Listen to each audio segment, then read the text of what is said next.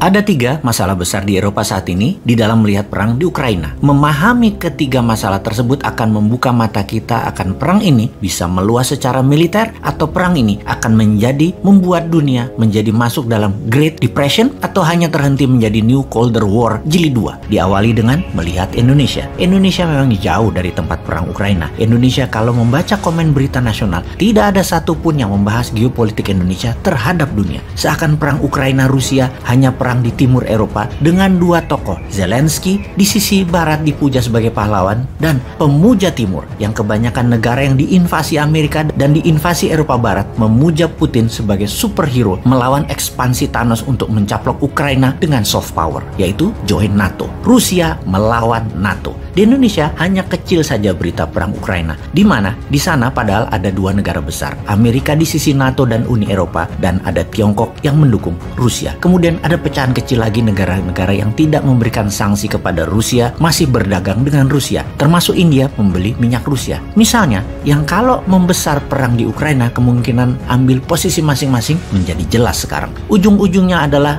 hegemoni Amerika dan sekutu sedang ditantang oleh Rusia di belakangnya bersama Tiongkok. Sangat penting Indonesia untuk terus bersiaga, menyiapkan cadangan pangan, dan pastinya mengambil kesempatan untuk memanfaatkan perang ini untuk menjadikan Indonesia global player. Namun, dengan GDP dalam 7 tahun hanya naik 11% dari 3.750 ke 4.100 hingga tahun 2021, juga dengan inflasi dalam 7 tahun naik 14% hingga tahun 2021, maka tidak mungkin Indonesia menjadi global power walau ditambah 10 tahun lagi cara bernegaranya. Buktinya 7 tahun ini growth-nya -3. Perlu tindakan dan pikiran baru. Bener deh, ini semua harus kita sadari apa yang harus negara lakukan ke depannya segera. Sayangnya berita nasional isinya hanya politik, lalu masalah kehidupan artis dan gaya hidup glamor, pamer harta. Politik dari ingin nambah jabatan 3 tahun, ditambah lagi partai ingin gantian berkuasa bagi mereka yang sudah punya calon pengganti incumbent sekarang. Lalu drama minyak goreng yang sulapan, ada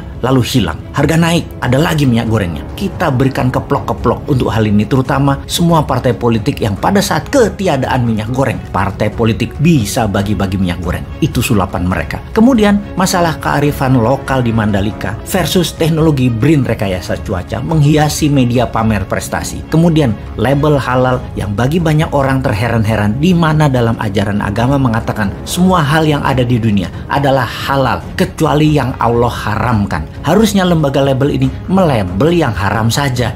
Malah semua harus ada label halal. Iki opo sih uteke cuan. Wis kita ke Eropa wae. Pertama, kita harus memahami solidaritas Eropa bukan hal yang bisa kita garansi. Banyak retorika politik bukan hanya di Indonesia loh, tapi di Eropa sangat kental dengan narasi politik, lain di hati, lain di bibir, lain di tindakan. Itu ciri politik. Namun, yang penting adalah bagaimana Anda walk the talk, mengerjakan apa yang Anda katakan. Untuk hal ini, Eropa terbagi-bagi. Negara Eropa Barat seperti Perancis, Italia, Belanda, dan Jerman misalnya, mereka negara kaya, negara berpengaruh, dan mereka mengendalikan kekuatan Uni Eropa di pusat kekuatan Uni Eropa di Brussel, Belgia. Di sisi lain, negara Eropa Timur seperti Polandia, negara-negara Baltik, secara ekonomi mereka masuk negara menengah dan mereka anggota baru di Uni Eropa. Peran mereka lebih ke peran pasar produk barat dan pendukung di Uni Eropa di Brussel. Dan apa peran mereka di konflik Ukraina? Pihak Eropa Barat hanya modalnya narasi politik biar dilihat publik dan dunia mereka mendukung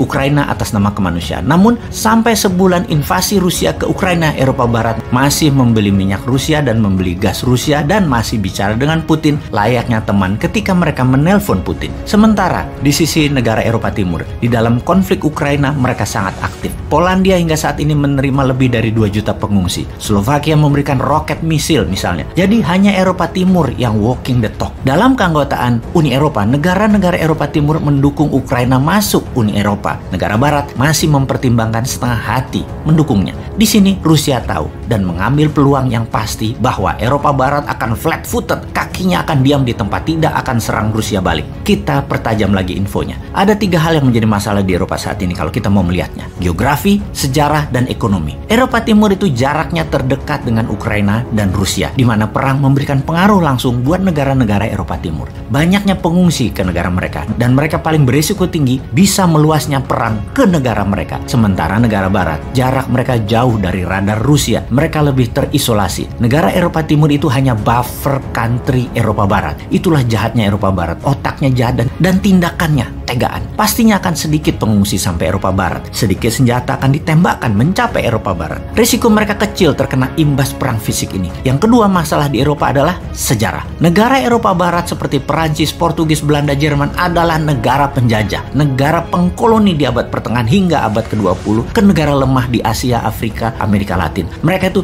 biasanya menginvasi, bukan negara yang diinvasi. Negara Eropa Timur punya sejarah berbeda. Mereka diserang oleh Nazi. Sebagian dari mereka adalah bagian dari Uni Soviet yang bisa dikatakan dikendalikan dan dijajahlah dalam bentuk lain oleh Uni Soviet. Jadi secara hati negara dan warga Eropa Timur lebih memahami apa yang terjadi pada warga Ukraina saat ini. Karena itu mereka memberikan tangan membantu, memberikan rumah dan tanah mereka ke warga Ukraina. Alasan ketiga adalah masalah ekonomi. Dapat dipastikan Eropa Barat mengutamakan keuntungan uang daripada prinsipal atas nama kemanusiaan negara lain. Negara mereka aja dulu. Eropa Barat masih membeli gas Rusia, masih mengambil produk Rusia dan masih menarget pasar Rusia. Macron Perancis misalnya atau Olaf Scholz-nya Jerman. Eropa Barat aslinya tetap ingin mereka bisa membuli negara Eropa Timur gandengan tangan dengan Rusia dan Tiongkok atas nama keuntungan ekonomi negara mereka. Eropa Barat saat ini tidak dalam ancaman militer langsung Rusia. Rusia hanya ingin Ukraina. Karena itu Eropa Barat tetap ingin kueh masa depan bersama Rusia dan Tiongkok juga atas pasar Eropa Timur tersebut. Sementara Eropa Timur seperti Lituania berani menentang Tiongkok baru-baru ini yang menganggap Tiongkok main dua kaki di konflik Ukraina dan Dracula ekonomi di mana semua negara Baltik mendukung pernyataan Lituania tersebut. Lalu ternyata pernyataan negara Baltik tidak didukung oleh Eropa Barat yang tidak mau konflik dengan Tiongkok dan tetap mau dagang walaupun ideologi berbeda dengan Tiongkok. Sesungguhnya Uni Eropa itu ada 27 negara di dalam mengambil sikap semuanya harus setuju. Ternyata dalam kasus perang Ukraina tidak ada kekompakan sama sekali. Tidak ada pernyataan bersama, yang ada tindakan masing-masing untuk kepentingan negara masing-masing.